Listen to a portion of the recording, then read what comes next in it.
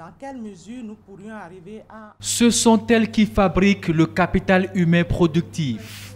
Elles les éduquent, mais elles-mêmes ne participent pas assez à la croissance économique de leurs pays respectifs, surtout en Afrique. Il s'agit des femmes. Comment leur donner les conditions minimales nécessaires pour impulser le décollage économique du Bénin? Comment accroître leur employabilité dans le secteur formel public et privé? L'ONG ENAFA et ses partenaires explorent les modèles de développement successifs du pays. Une conférence débat animée par l'économiste et sociologue Maxime Winato. Aujourd'hui, les femmes sont confinées dans des secteurs de l'activité économique qui sont peu rentables, dont la productivité est très faible.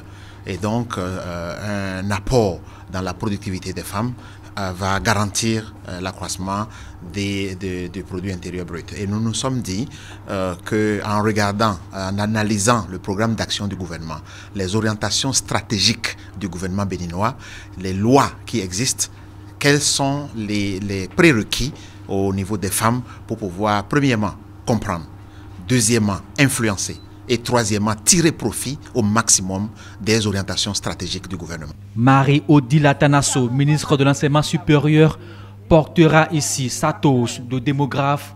Elle explique en quoi l'accès à la terre des femmes peut booster le PIB.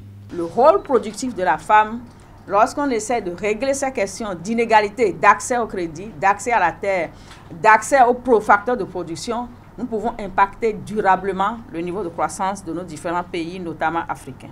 Renforcer l'accès des femmes aux facteurs de production agricole au Burkina aurait pour effet d'accroître la production agricole totale des ménages d'environ 6%, sans apport de ressources supplémentaires, uniquement en réaffectant les ressources, engrais et main-d'œuvre de la population masculine à la population féminine.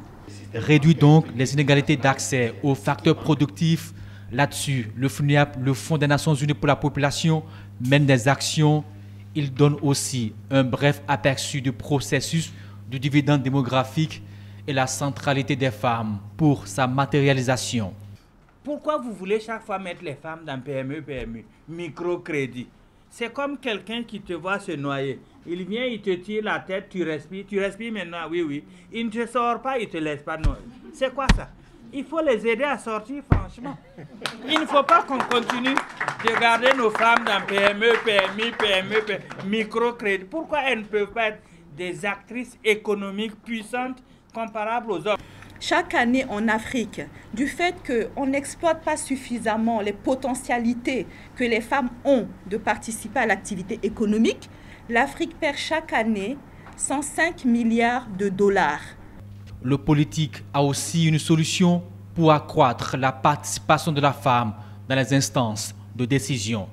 L'une des solutions que moi je pense qu'il faut adopter, c'est le financement des partis politiques en fonction du nombre de femmes élues. Plus de femmes au cœur des actions économiques est gage de développement et de croissance, mais les inégalités continuent de plomber cette volonté.